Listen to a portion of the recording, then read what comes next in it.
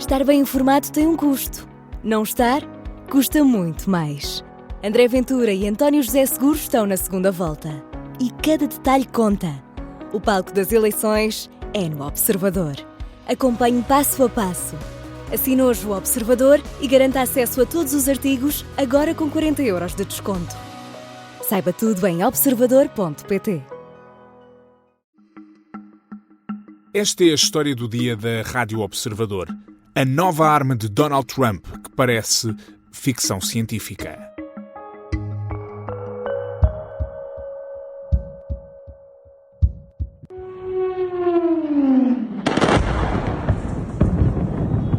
O que está a ouvir é o som da operação americana na Venezuela.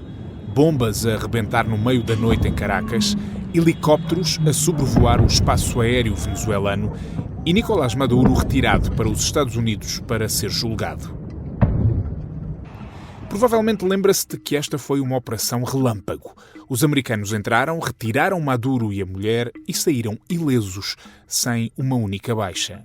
So we sort of got him a little by surprise, but it was brilliant tactically, it was an incredible thing. Brilhante, incrível e todos os outros adjetivos que Donald Trump aplica às coisas que têm o seu próprio nome escrito.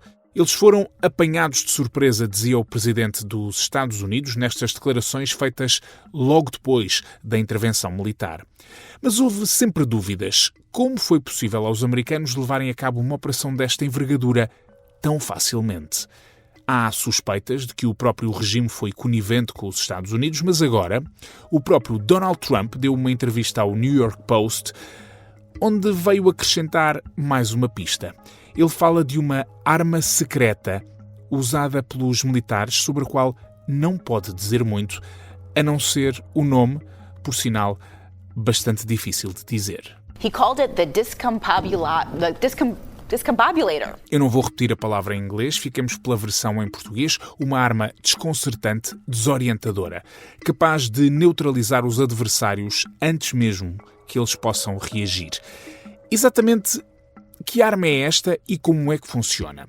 Bom, isso já são os tais detalhes que Donald Trump garante não estar autorizado a revelar. And I say it's probably good not to talk about it, but we have some amazing weapons. Será mesmo esta uma arma secreta ou Trump está a ser criativo com a verdade? E se existir mesmo, o que podem os militares norte-americanos fazer com ela e o que é que isto significa para as guerras do futuro, que neste mundo em que vivemos podem estar mais próximas do que imaginamos? Eu convidei o Major-General João Vieira Borges para nos responder a estas e outras perguntas. Eu sou o Pedro Benevides e esta é a história do dia de terça-feira, 27 de janeiro.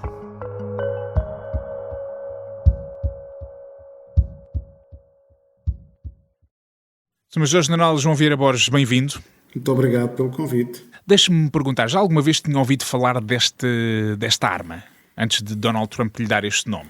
Já tinha ouvido falar, efetivamente, porque eu tive acesso, na altura do ataque à Venezuela, tive acesso a relatos anónimos de venezuelanos, que diziam que havia uma arma, mas não diziam que tipo de arma. Por outro lado, sendo eu oriundo de artilharia, em particular de antiaérea, fui acompanhando ao longo dos anos, digamos, aquilo que os Estados Unidos estavam, designadamente os Estados Unidos, estavam a produzir, mas era algo que não se tem falado nos últimos anos, eram as chamadas armas acústicas ou outras armas. Então vamos começar pelo princípio. O que é uma arma acústica? O que é exatamente que é suposto acontecer com este tipo de armamento? Sim, uma arma acústica é uma arma que tem a ver com infrassons, ou sons de frequência muito baixa.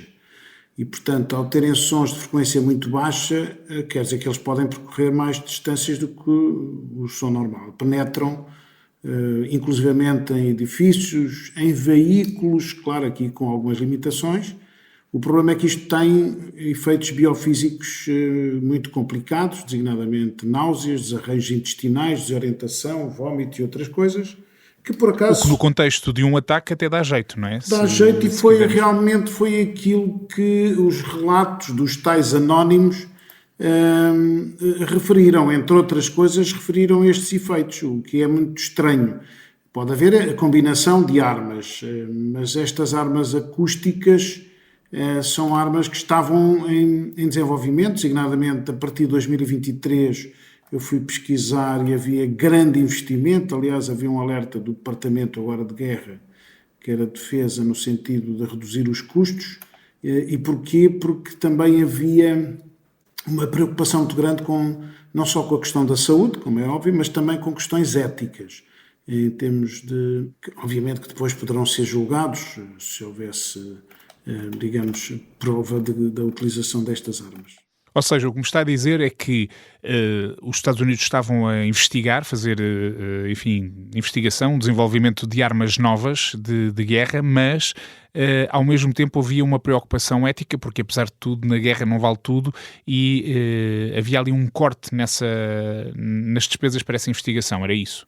Exatamente, porque as convenções de Genebra impediriam a utilização deste tipo de armas, mas como nós sabemos, os valores éticos desta administração deixam-nos muitas dúvidas a vários níveis e eventualmente também. Portanto, desse ponto de vista, acredita que possa ter sido desenvolvida de facto e posta a uso essa arma. Mas já tinha ouvido falar de uma arma que fizesse exatamente isto que Donald Trump está a dizer, que tivesse este nome, porque há vários relatos que dizem que ele pode estar ali a fazer uma confusão e a misturar várias armas que os militares americanos têm e que todas juntas dariam este efeito.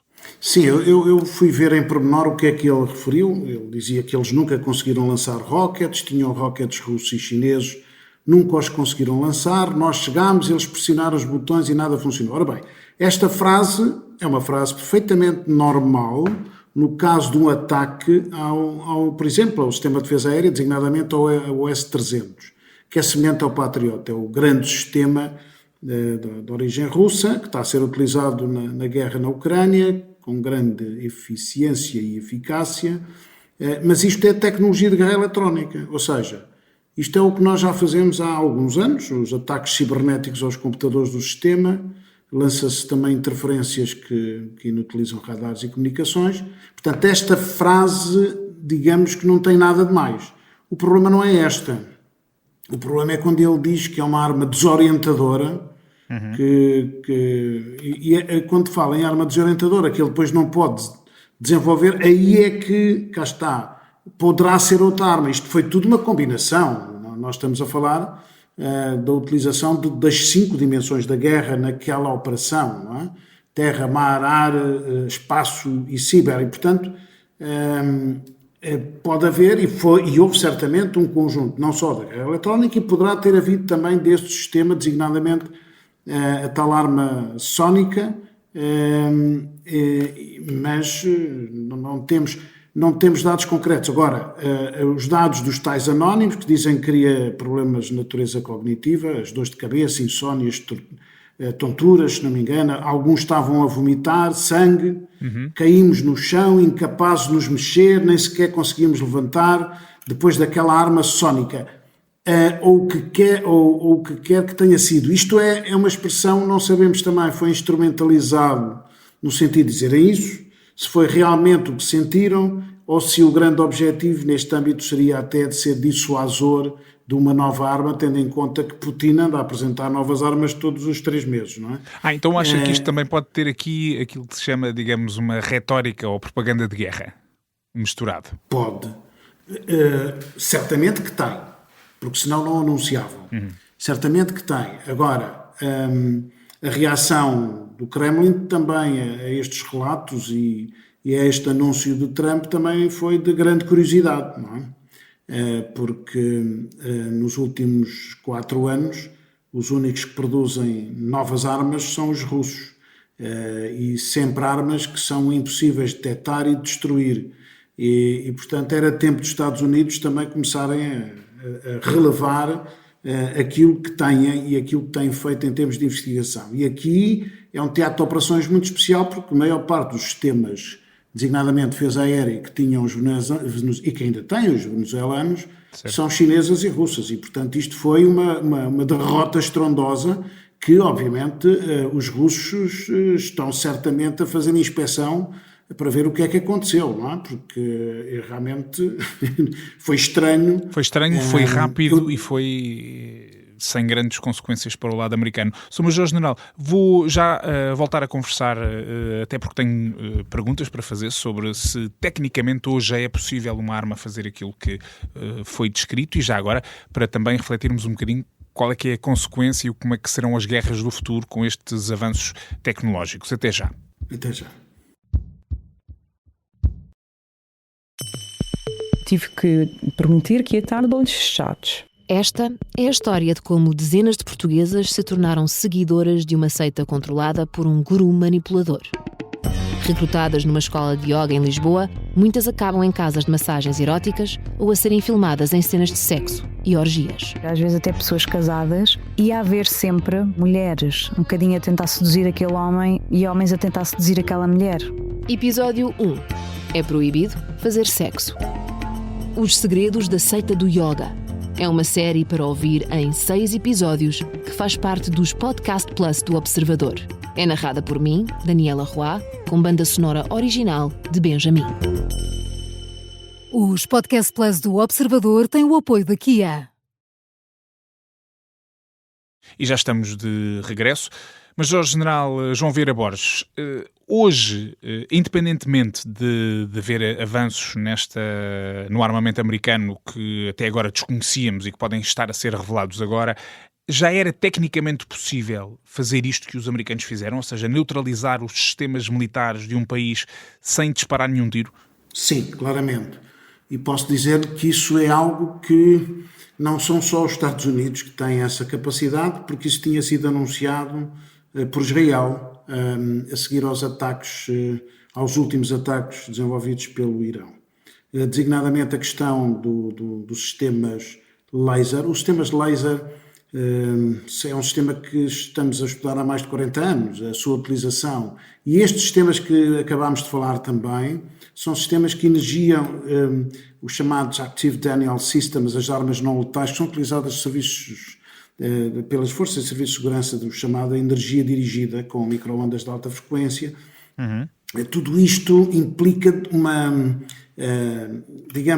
grande concentração de energia, dependem da geração de energia. Eu lembro-me dos sistemas de armas de antiaérea com o sistema laser, implicava ter várias viaturas, uma grande fonte energética para concentração do raio laser, para que fosse possível, de alta energia, para que fosse possível destruir aeronaves ou agora UAVs, na altura não havia. Portanto, isto é algo que em termos tecnológicos tem sido desenvolvido nas duas dimensões. Se me permite, a dimensão da segurança, como eu referi, era o acho que é a ADS, de armas não letais, porque isto rapidamente, uma temperatura de 54 graus a menos 2 segundos até 1000 metros, isto é mais para, em termos de missão, é negação de áreas e controle de multidões, mas pode ser utilizado também em termos militares. Em termos militares é o Direct Energy Weapons, são sistemas militares que utilizam, digamos, energia altamente focada. Aqui é para danificar, neutralizar e destruir alvos. Ou seja, são duas dimensões de novas tecnologias que, naquele caso, até poderão ter sido utilizadas as duas, não é? As duas ao mesmo tempo. Essa que falava, por exemplo, para controlar multidões é aquela de que os próprios norte-americanos, que se sabe que eles têm, que são uma espécie de energia que se sente debaixo da pele e que dá uma sensação de calor enorme a quem leva esse... E a tendência é para se afastar da Exatamente. Calor, aquilo tem uma frequência de 95 GHz, penetra até cerca de 0,4 mm na pele. O feixe é invisível, claro, e as pessoas sentem rapidamente, mas cá está. Por isso é que é uma arma não letal, porque a seguir deixa de haver qualquer efeito nas pessoas. Portanto, é mais exatamente... Tem o efeito imediato que se pretende afastar. Exatamente, digamos, mas depois, o alvo, as pessoas não ficam afetadas. Pelo menos então deixe-me perguntar-lhe se acha que estamos a entrar numa fase em que a guerra é menos visível, menos física e mais tecnológica. Acha que isto é possível que esteja a acontecer isso? Está a acontecer. Aquilo que nós estamos a ver ao fim de 4 anos na guerra na Ucrânia, designadamente, mas também depois em Israel, com o sistema Lavanger, sistemas de detecção com base na inteligência artificial, A inteligência artificial acelerou todos os processos de investigação das novas tecnologias e, portanto, dá uma capacidade não só para os sistemas de armas, mas para aquilo que é o C4I, portanto, tudo o que é comunicações, controle, computadores, tudo isto foi acelerado. Hoje há uma capacidade enorme dos sistemas melhorada, mas também há novos sistemas, não só nas armas hipersónicas, que atingem maiores velocidades.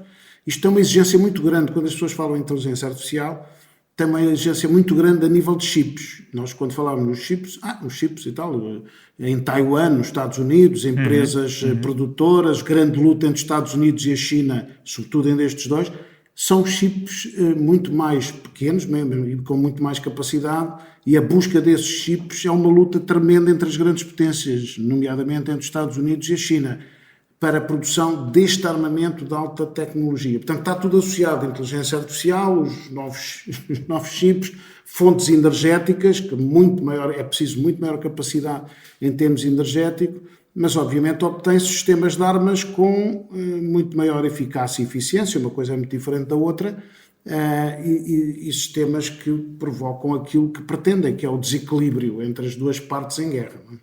E ainda não se sabe muito sobre esta arma desconcertante, até porque naturalmente não foram divulgados muitos pormenores por Donald Trump, mas a verdade é que estamos a falar dela. A minha última pergunta é se faz sentido que já se fale sobre isto ou se esta divulgação propositada ou inadvertida do Presidente dos Estados Unidos pode pôr em risco a própria segurança, enfim, dos Estados Unidos ao divulgarem o tipo de armas que têm. Eu diria que era preciso cautela da nossa parte a acompanhar estas situações. Podemos estar a ser instrumentalizados por contra-informação, por um lado, e por outro lado, concordo consigo. Digamos que Trump, se não foi essa a intenção e se foi um lapso que tem a ver com a sua personalidade egocêntrica de mostrar que é o maior, em tudo é complicado para quem está no Departamento de Guerra agora, não é de Defesa. Portanto, duas dimensões. Vamos esperar, porque estes relatos foram transmitidos de venezuelanos por órgãos de comunicação social norte-americanos, o que me deixa algumas dúvidas. A própria credibilidade ainda não é garantida, não é? Eu tenho cautela, vou ter alguma cautela no acompanhamento, mas vou estar atento com a consciência de que, efetivamente, como referiu há pouco, a tecnologia avançou de tal modo com o apoio da inteligência artificial que hoje certamente seria possível este cenário ser verdadeiro. Cautela é um ótimo conselho para terminarmos esta conversa. Major-General João Vieira Borges, muito obrigado. Muito obrigado pelo convite. O Major-General João Vieira Borges é Presidente da Comissão Portuguesa de História Militar e Vice-Presidente da Comissão Internacional de História Militar, é Coordenador de Segurança e Defesa da SEDES e ajudou-nos a perceber mais sobre o que é retórica e o que é avanço verdadeiro na indústria militar. Esta terça-feira começa oficialmente a campanha eleitoral e começa em grande, porque à noite há o primeiro e único frente a frente entre os dois homens que seguem na segunda volta das presidenciais. O debate Seguro-Ventura é às 8h30 em simultâneo na RTP, na SIC e na TVI. Também hoje, eu próprio vou dar arranque à segunda volta da sondagem diária, o famoso e polémico Tracking Poll da TVI e da CNN Portugal, quem sobe e quem desce todos os dias até ao fim da campanha eleitoral. Ontem chegou a depressão Joseph a Portugal. O Observador descreve-a como a mais grave das tempestades desta semana, que vêm em comboio até domingo. A Joseph está a alimentar-se de um rio atmosférico. E se não sabe exatamente o que é um rio atmosférico, fixe só estas 3 palavras: vento, chuva e neve. Tudo em doses fortes que se agravam precisamente esta terça-feira. Esta foi a história do dia, a sonoplastia da Mariana Sousa Aguiar, a música do genérico do João Ribeiro. Eu sou o Pedro Benevides. Até amanhã.